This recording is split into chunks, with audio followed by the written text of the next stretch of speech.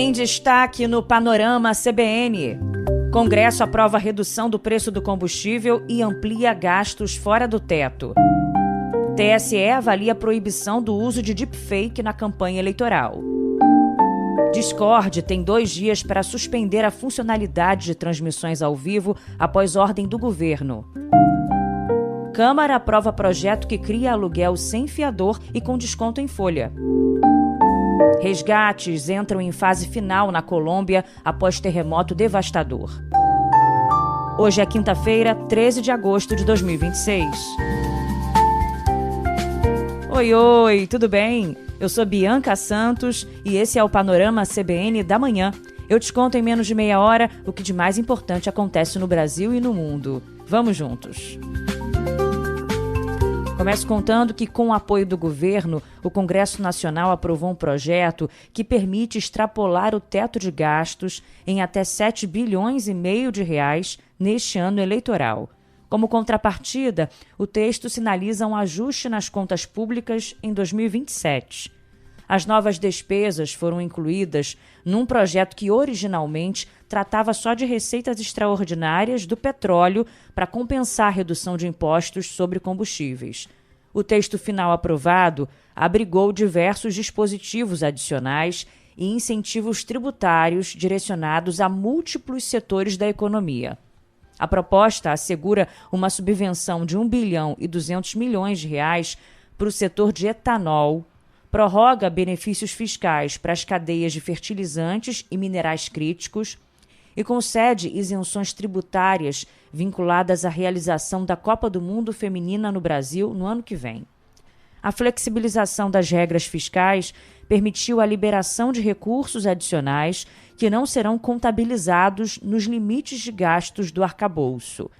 Como contrapartida negociada pela equipe econômica, como eu falei, a proposta instituiu 2 gatilhos permanentes para frear o ritmo de expansão das despesas obrigatórias a partir de 2027. Bom, o ministro da Fazenda, Dario Durigan, defendeu o impacto das medidas estruturais e falou que a desaceleração das despesas obrigatórias resultará em uma economia de cerca de 10 bilhões de reais no orçamento. Uma diminuição, uma mitigação desse ritmo de crescimento já vai ser percebido o ano que vem em torno de 10 bilhões, que é aqui um pouco a evolução a menor do gasto obrigatório que a gente espera para o ano que vem, já abrindo um espaço fiscal importante para outras demandas discricionárias, e mesmo para a nossa trajetória dos resultados fiscais. Bom, na TV Globo, o economista Cláudio Fristac alertou que a aprovação de novas exceções ao teto de gastos vai agravar a situação das contas públicas no Brasil. Hoje, ampliar os gastos públicos é pressionar os juros, reduzir a capacidade do governo de investimento, ampliar a instabilidade macroeconômica do país e causar ter uma herança absurda. Os gatilhos, eles vão, pelo contrário, eles vão ser fragilizados, como é natural. No ano eleitoral, os gatilhos vão ser fragilizados, esses gatilhos que, em tese, compensariam a expansão dos gastos, e o que nós vamos ter em termos líquidos, ao fim e ao cabo, são mais gastos fiscais, numa situação de enorme fragilidade das contas públicas, enorme desarranjo das contas públicas no nosso país. O presidente do Senado, Davi Alcolumbre, disse que a aprovação do projeto faz parte do esforço concentrado antes do início do período eleitoral. Hoje estamos aqui retomando a pauta com um projeto relatado por Vossa Excelência, e nós sabemos a magnitude e a complexidade desta matéria. Vossa Excelência tratou com vários atores este projeto de lei, várias instituições, com vários senadores que tinham algumas dúvidas, e eu queria lhe cumprimentar, era uma oportunidade que eu tinha de lhe cumprimentar. Coincidentemente, nesta quarta-feira, Alcolumbre e o presidente Lula selaram a retomada oficial das relações institucionais numa reunião no Palácio da Alvorada após 3 meses de afastamento. O encontro foi viabilizado depois daquele jantar de reaproximação que foi promovido na casa do ministro Alexandre de Moraes. A gente falou sobre ele aqui, né? E a retomada do diálogo busca destravar propostas prioritárias do Poder Executivo que aguardam andamento no Congresso Nacional. Entre os temas que entraram em pauta estão a proposta de emenda à Constituição que aborda o fim da escala 6x1, a PEC da Segurança Pública, a regulamentação da exploração de terras raras e a análise da medida provisória que acabou com a taxa das blusinhas. O movimento de alinhamento envolve acordos estratégicos para disputas eleitorais no Amapá, apoio do Palácio do Planalto a pleitos futuros no comando do Senado e também a manutenção do modelo de distribuição das emendas parlamentares. Seguimos em frente. Eu te conto agora que os tribunais de justiça de 6 estados e do Distrito Federal têm 4 dias para comprovar ao Supremo Tribunal Federal a suspensão e a devolução integral de pagamentos indevidos de penduricalhos a magistrados. A determinação atinge as cortes de Goiás, Maranhão, Paraná, Rio de Janeiro, Rio Grande do Norte, Rondônia e Brasília. As decisões individuais dos ministros Alexandre de Moraes, Flávio Dino, Cristiano Zanin e Gilmar Mendes foram baseadas na análise das folhas de pagamento entre abril e julho. Os relatórios mostram que os tribunais descumpriram o limite fixado pelo próprio Supremo em março, que estabeleceu que as verbas indenizatórias extras não podem ultrapassar 70% do subsídio mensal. O relatório encaminhado pelos ministros lista casos de vencimentos exorbitantes, como a autorização de mais de 3 milhões de reais em verbas rescisórias a um único desembargador aposentado no Maranhão. Entre as irregularidades estão também o pagamento de benefícios já extintos por decisões do Supremo, como assistência pré-escolar, auxílio mudança e auxílio adoção. No Distrito Federal, uma magistrada recebeu quase 500 mil reais em um único mês, enquanto 90% do quadro de juízes de Rondônia recebeu acima de 100 mil reais em abril. No Rio Grande do Norte, um desembargador recebeu mais de 1 milhão de reais entre abril e maio. Não param os exemplos, tá? No TJ de Goiás, os pagamentos variaram entre 100 e 200 mil reais para 139 magistrados e pensionistas. Além da devolução dos valores, agora, os presidentes das 7 instâncias estaduais e distrital têm 72 horas para identificar formalmente todos os beneficiários das verbas excedentes e enviar a relação completa ao STF. O tribunal também determinou que a Advocacia Geral da União apresente no mesmo prazo a folha de pagamento dos seus quadros. O Corregedor Nacional de Justiça, ministro Mauro Campbell Marques, foi intimado para acompanhar o cumprimento do bloqueio das verbas e fiscalizar as devoluções. A Corregedoria também instaurou um procedimento para apurar a eventual responsabilidade administrativa e disciplinar dos presidentes dos tribunais de justiça que autorizaram as transferências em desacordo com as ordens da Corte Suprema. Na agenda do dia do STF, os ministros realizam hoje uma nova audiência para discutir a capitalização do BRB, o Banco de Brasília. O governo de Celina Leão quer destravar o acordo para garantir o empréstimo de 6 bilhões e 600 milhões de reais. O governo do Distrito Federal tem criticado a falta de empenho da União e do Fundo Garantidor de Crédito para solucionar a crise do Banco de Brasília e vai argumentar que recuperou a capacidade de pagamento. Vamos acompanhar essa discussão no STF. Agora vamos com eleições. Os ministros do Tribunal Superior Eleitoral vão participar hoje de uma reunião fechada para debater o alcance da proibição de deepfakes na campanha e a fixação de punições para o descumprimento das regras. A discussão aborda a definição de parâmetros para o uso da inteligência artificial e avalia sanções que variam de advertências e multas a medidas mais severas em casos de reincidência. O colegiado analisa a vedação absoluta do uso de conteúdos sintéticos em formato de áudio ou vídeo, independentemente da finalidade, ou a aplicação de restrições focadas exclusivamente em casos que promovam a desinformação ou prejudiquem concorrentes na disputa. O debate tem como pano de fundo a análise de uma representação do PT que questiona a exibição de um avatar do ex-presidente Jair Bolsonaro durante a convenção do PL. A campanha de Flávio Bolsonaro disse ao TSE que o vídeo não violou a lei eleitoral, já que não ocultou o uso da tecnologia empregada, e que o público foi avisado de que não se tratava da presença física, de transmissão ao vivo ou de gravação autêntica de Jair Bolsonaro. Num documento enviado ao TSE ontem à noite, os advogados do PT reiteram que o vídeo de IA de Bolsonaro é irregular porque a corte já proibiu a deepfake. E a plataforma Discord tem 2 dias para suspender a funcionalidade de transmissões ao vivo e recursos equivalentes de compartilhamento de vídeo no Brasil. A determinação é da Agência Nacional de Proteção de Dados. A interrupção é por tempo indeterminado, devendo ser mantida até que o Discord comprove a ANPD, a implementação efetiva de medidas técnicas, de segurança e de governança para a proteção de crianças e adolescentes. A sanção cautelar representa a primeira aplicação direta com base no novo Estatuto da Criança e do Adolescente Digital, em vigor desde março deste ano. A intervenção do órgão regulador aconteceu depois do registro de um caso no Mato Grosso do Sul, no qual uma adolescente de 13 anos foi coagida a atos de automutilação e suicídio durante uma transmissão em grupo fechado da plataforma. A investigação resultou na apreensão de 5 adolescentes e na prisão de um homem de 18 anos. Em documento enviado ao Ministério da Justiça, o Discord admitiu que o sistema de alerta automático da plataforma, que aciona a revisão humana para acompanhar conteúdos sensíveis, falhou no caso dessa adolescente.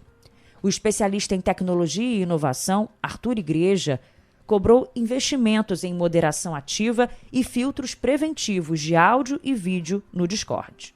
Se alguém abrir uma live no YouTube e a pessoa começar a usar determinados termos, a live cai na hora. Então a pergunta é, por que a Alphabet, que é dona do YouTube, consegue identificar naquele segundo e consegue bloquear, derrubar a live e abrir uma apuração ali a respeito do que estava acontecendo, e no Discord aconteceu o que aconteceu de forma tão livre, né? Então, quer dizer, alguém conseguiu solucionar isso tecnologicamente, então fica insustentável o argumento de que não tem como resolver pelo lado da tecnologia, pelo menos dificultar ou mitigar, né?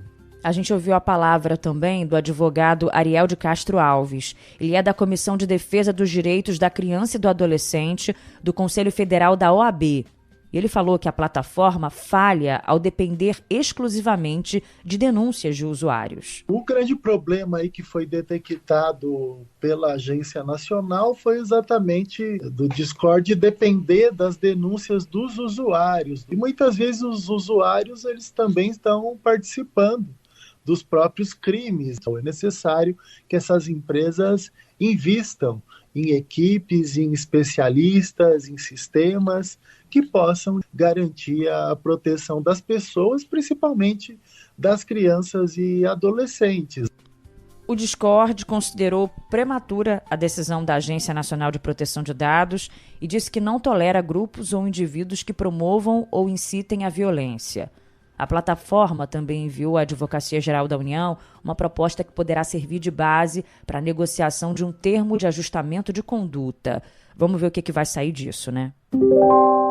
Saúde em destaque agora. As células imunes do cérebro passam por mudanças durante o envelhecimento e ao longo da doença do Alzheimer. E algumas delas podem ter um papel de proteção contra os danos provocados pela doença. É a conclusão de um estudo publicado na revista científica Nature Genetics, que mapeou os detalhes, como que essas células se modificam ao longo da vida e durante o avanço do Alzheimer. A reportagem é do G1.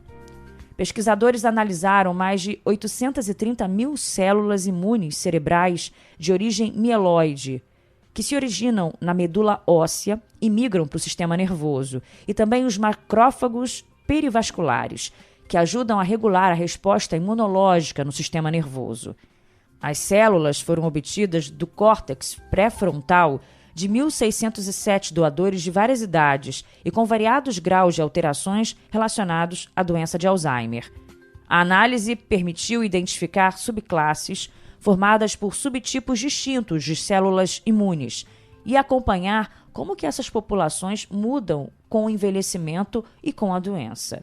Entre os achados, os pesquisadores identificaram um subtipo que se torna mais abundante à medida que a doença avança.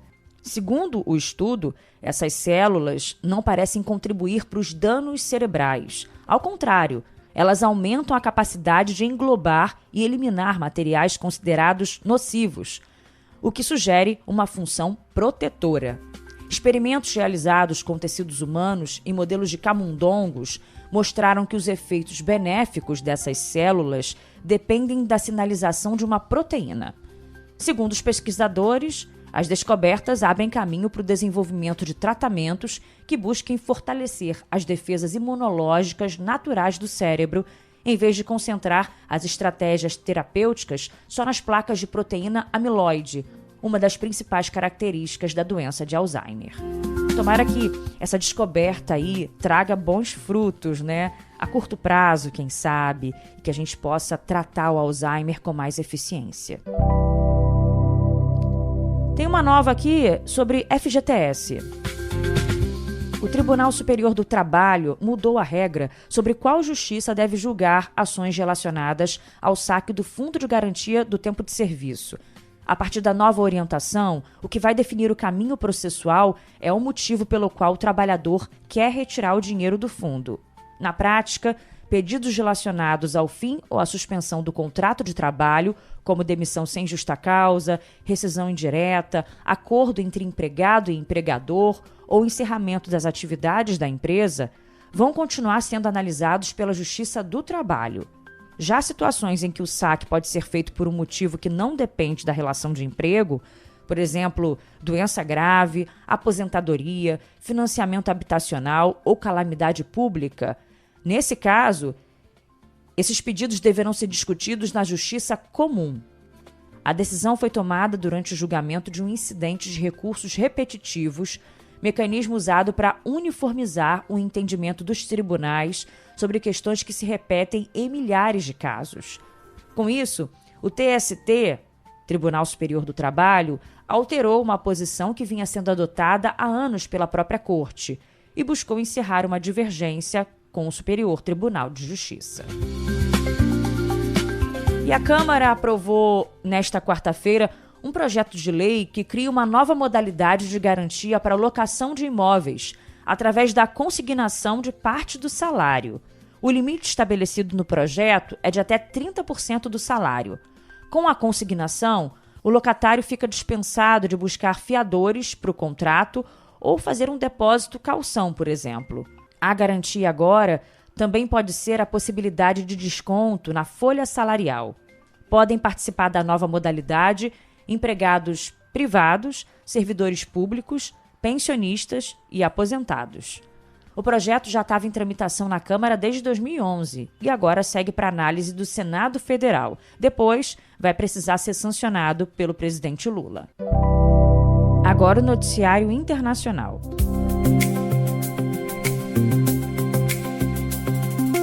As equipes de resgate da Colômbia correm contra o tempo para tentar localizar sobreviventes do terremoto antes do encerramento do prazo crítico de 72 horas. O número de mortos em consequência do tremor está agora, no momento em que eu gravava o podcast, na verdade, em 265. São mais de 3.600 feridos, no caso, e cerca de 500 desaparecidos, com mais de 30 mil famílias impactadas. Em Cali, um dos principais focos dos trabalhos de salvamento, o cenário foi alterado com a chegada de um maquinário pesado para remoção de entulhos e perfuração de bolsões no concreto. Apesar da redução gradual das chances de encontrar vítimas com vida, cães farejadores e socorristas especializados continuam as operações de escavação ininterruptas durante a noite. Casos isolados de resgates bem-sucedidos trazem alento em meio à tragédia. Por exemplo, a retirada de uma mulher que estava internada e permaneceu 3 dias presa nos destroços de um hospital destruído. Parentes e voluntários acompanham as buscas em pontos de desabamento, aguardando notícias de familiares e crianças que seguem soterrados. O presidente, Abelardo de la Espriella, decretou estado de emergência econômica no país para acelerar o redirecionamento de fundos públicos à reconstrução de estradas, aeroportos, escolas e postos de saúde. A mobilização internacional também se intensificou nas últimas horas. Dezenas de toneladas de suprimentos e ajuda humanitária foram enviadas por países vizinhos. O governo brasileiro informou que vai enviar ajuda humanitária à Colômbia, atendendo a um pedido das autoridades locais. Os detalhes do socorro ainda não foram informados. E Cuba comemora hoje o centenário de nascimento de Fidel Castro, em meio à maior crise econômica e energética desde a Revolução de 1959. As homenagens organizadas pelo Partido Comunista acontecem sob o impacto do endurecimento do embargo norte-americano e do desabastecimento de petróleo. O Irã informou nesta madrugada que o Estreito de Hormuz está sob o controle do regime dos ayatolás. A informação rebate a fala do presidente dos Estados Unidos, Donald Trump, que declarou ter controle total da via estratégica. Com a falta de avanços no acordo firmado em junho, o tráfego marítimo no local voltou a ser comprometido. Vamos ver se saem novas repercussões dessa história ao longo desse dia. Agora o futebol. 2 times brasileiros entram em campo hoje pelas oitavas de final da Libertadores. Às 7h, o Mirassol enfrenta a LDU do Equador e às 9h30 o Corinthians encara o Rosário Central na Argentina. Ontem o Palmeiras empatou em casa com o Cerro Porteño por 1-1, mesmo placar de Cruzeiro e Flamengo no Mineirão. E pelas oitavas de final da Copa Sul-Americana, o Atlético Mineiro venceu o Bragantino fora de casa por 1-0. Hoje o Santos recebe o Macará, do Equador. O Vasco joga contra o Olímpia, do Paraguai. E o Botafogo enfrenta o Cienciano, no Peru. Vou encerrando o Panorama CBN da manhã de hoje. Comigo, Bianca Santos, nosso DJ Laerte Afonso e o editor Edmilson Fernandes. Também te convido para o Panorama CBN da noite, com Leandro Gouveia. E antes de fechar...